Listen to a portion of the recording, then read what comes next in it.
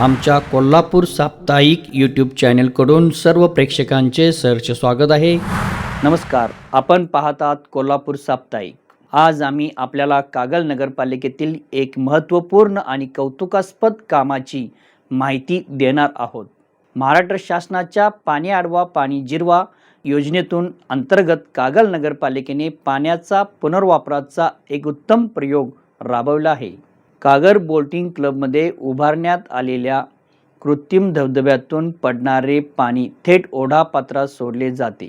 या ओढ्यातून साचलेले पाणी पुन्हा वापरून कागल नगरपालिकेचे मुख्य अधिकारी अजय पाटणकर यांच्या मार्गदर्शनाखाली तलाव परिसरातील लावण्यात आलेल्या हजारो झाडांना पाणी दिले जात आहे। उन्हाळ्यात हे पाणी मोटारीच्या सहाय्याने तसेच ठिबकच्या सिंचनाच्या माध्यमातून झाडाला दिले जात होते।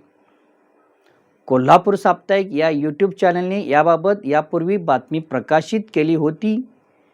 या बातमीची दखल घेत मुख्य अधिकारी अजय पाटणकर साहेब, बोटिंग क्लबचे ठेकेदार आणि कोल्हापूर साप्ताहिक मीडिया टीमने प्रत्यक्ष पाहणी करून पाहणीअंती असे स्पष्ट झाले की धबधब्यातून पडणारे पाणी ओढ्यातून मोटारीद्वारे झाडांना दिले जात आहे।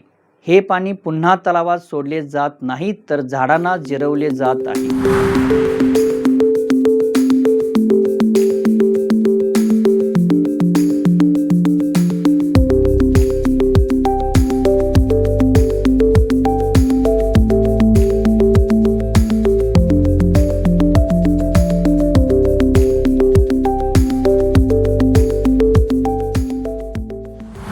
हा कृत्रिम धबधबा नामदार हसन सो मुश्रीफ साहेब, राजे समरजीत सिंग घाटगे, कागल नगरपालिकेच्या नगराध्यक्षा सौ सविता प्रताप माने, उपनगराध्यक्ष जयवंतराव रावण आणि कागल नगरपालिकेचे नगरसेवक नगरसेविकेच्या यांच्या संकल्पनेतून उभारण्यात आला आहे।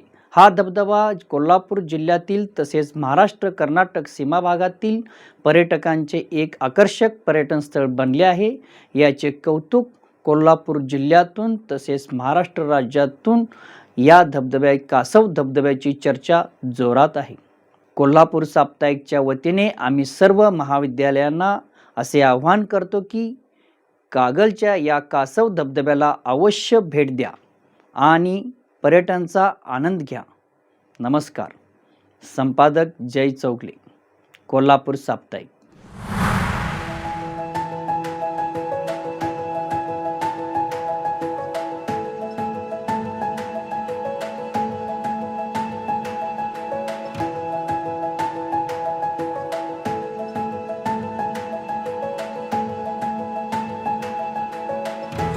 आमच्या कोल्हापूर साप्ताहिक यूट्यूब चॅनलला सबस्क्राईब करा, व्हिडिओ लाईक करा आणि व्हिडिओ शेअर करायला विसरू नका। धन्यवाद।